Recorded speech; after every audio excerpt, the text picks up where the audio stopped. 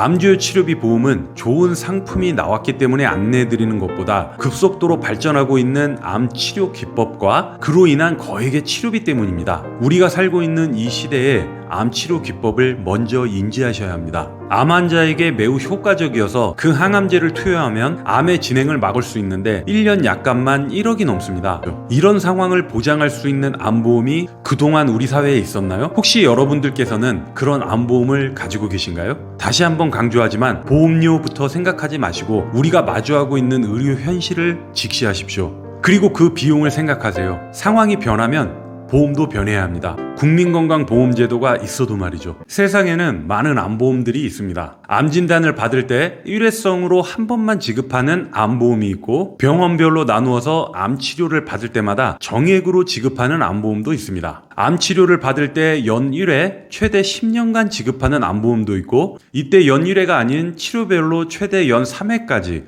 10년간 지급하는 암보험도 있습니다. 어떤 상품이 유리한지는 여러분들이 선택하셔야겠지만 약관과 상품의 제반 조건을 알고 있는 저에게 물으신다면 저는 이 상품을 본광고는 생명보험협회 광고 심의 기준을 준수하였으며 유효기간은 심의 결과 통보일로부터 1년입니다.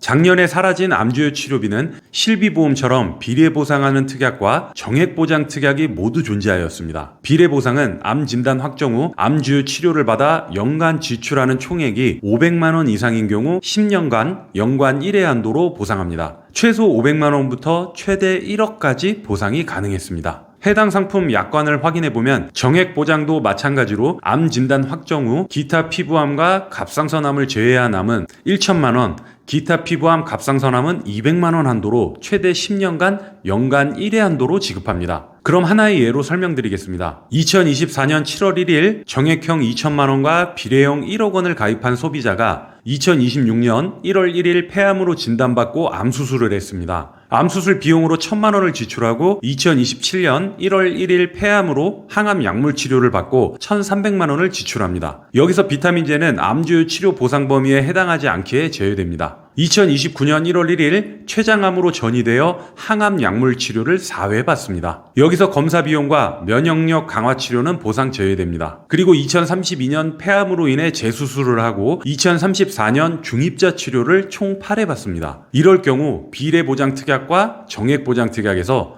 총 2억 1천만 원을 보장받습니다. 그런데 작년까지 판매된 이 상품은 이제는 정액형만 판매되고 있습니다. 그리고 이 정액형 암주요 치료비도 회사마다 보장 내용이 조금씩 다른 것도 확인할 수 있습니다. 먼저 A보험사는 보장기간은 암 진단 후 약관에서 정한 암 치료를 받을 시 최대 3천만 원을 지급합니다. 여기서 갑상선암과 기타 피부암은 소외감으로 분류가 되어 가입 금액의 20%만 지급되고 최대 10년간 약관에서 정한 암 치료를 받을 시 연 1회 한도로 지급됩니다. B보험사는 다른 보험사들이 내놓은 암주요 치료비를 조금 더 좋은 조건으로 판매합니다. 보장 금액이 최대 3천만 원이 아니라 5천만 원까지 준비가 가능합니다. 여기에 암주요 치료비에서 정하고 있는 치료를 받을 때 각 치료별로 연 3회씩 지급을 합니다. 다른 보험회사와 달리 연 1회에서 치료별로 최대 연 3회 지급은 큰 장점 중 하나입니다. 그럼 B사는 5천만 원을 가입 시 암 수술, 항암 약물, 항암 방사선 치료를 받을 시 각각의 치료별로 최대 1억 5천만 원까지 지급받을 수 있습니다. C보험사도 A보험사와 동일하게 정액형 최대 3천만 원까지 가입이 가능합니다. A, B보험사와는 다른 게 하나 있는데요. 바로 호르몬 관련 치료제도 보상을 해준다는 겁니다. 호르몬 관련 치료제도 보상을 해주니까 큰 장점이라고 생각하실 수도 있습니다. 그런데 호르몬 치료를 표적항암이나 면역항암 치료제랑 비슷한 것으로 생각하시면 안 됩니다. 1년에 수천만 원에서 수억 원이 넘는 비용이 발생하는 치료가 아니라는 것이죠. 약관을 확인해보면 항암 호르몬 치료제는 표적항암제 치료제 또는 면역항암 치료제와 완전히 다른 맥락의 치료제입니다. 특정 호르몬이 암세포의 성장에 영향을 미치는 유방암 또는 갑상선암 환자들에게 사용됩니다. 특정 유방암과 갑상선암 수술 후 재발 방지를 목적으로 또는 호르몬 불균형 때문에 치료받는 경우가 대부분입니다. 이때 1년 동안 항암 호르몬 치료제를 사용해도 그 비용이 2~30만 원을 넘지 않습니다. 게다가 이렇게 암세포가 환자 몸에 존재하지 않는 가운데 재발 방지 등을 목적으로 치료받는다면 그건 암에 대한 직접 치료 목적이 아니므로 C보험사의 암주요 치료비 보험이라 하더라도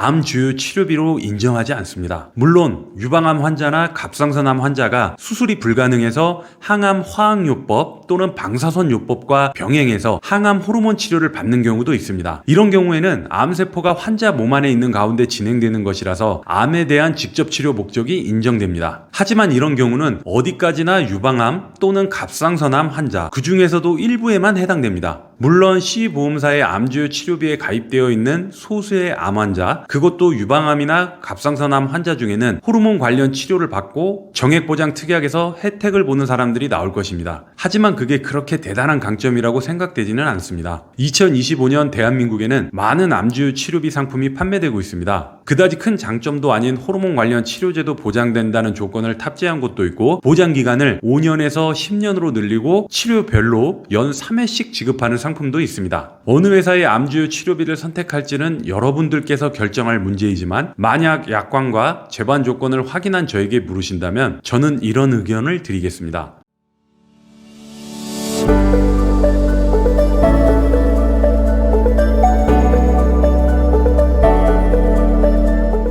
암주요 치료비 보험은 좋은 상품이 나왔기 때문에 안내해드리는 것보다 급속도로 발전하고 있는 암 치료 기법과 그로 인한 거액의 치료비 때문입니다. 우리가 살고 있는 이 시대에 암 치료 기법을 먼저 인지하셔야 합니다. 암 환자에게 매우 효과적이어서 그 항암제를 투여하면 암의 진행을 막을 수 있는데 1년 약값만 1억이 넘습니다. 이런 상황을 보장할 수 있는 암보험이 그동안 우리 사회에 있었나요? 혹시 여러분들께서는 그런 암보험을 가지고 계신가요? 다시 한번 강조하지만 보험료부터 생각하지 마시고 우리가 마주하고 있는 의료 현실을 직시하십시오. 그리고 그 비용을 생각하세요. 상황이 변하면 보험도 변해야 합니다. 국민건강보험제도가 있어도 말이죠. 그럼 오늘 안내드린 암주요 치료비 보험 영상은 여기까지고, 영상 끝까지 시청해 주셔서 감사합니다. 본 광고는 생명보험협회 광고 심의 기준을 준수하였으며 유효기간은 심의 결과 통보일로부터 1년입니다.